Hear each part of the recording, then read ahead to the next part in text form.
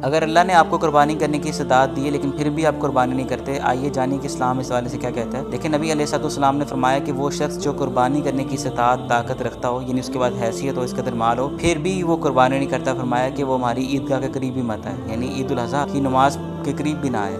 یہ قربانی ابراہیم علیہ السلام کی سنت ہے جس کو اللہ تعالیٰ نے جاری کیا اس امت میں، جبکہ اللہ تعالیٰ فرماتا ہے کہ ہم نے ہر امت کے لیے قربانی کا ایک طریقہ مقرر کیا، تو ہر امت کے لیے قربانی کا ایک طریقہ مقرر ہوتا ہے، اور اس میں ہم نے اللہ تعالیٰ کے راستے میں اپنی پسندیدہ چیز اپنے مال کو قربان کرنا ہوتا ہے۔ یہ گویا کہ ہماری آزمائش ہوتی ہے۔ لیکن اللہ کے رسول اسلام مال کو جمع کر کے نہیں رکھتے تھے، لیکن اللہ کے رسول اسلام سے زکوٰۃ دینا ثابت نہیں ہے، لیکن اللہ کے رسول اسلام ہر سال قربانی کرتے تھے۔ یعنی بعض لوگ یہ سمجھتے ہیں کہ ہمارے پاس زکوٰۃ نہیں لگتی، لیکن پھر بھی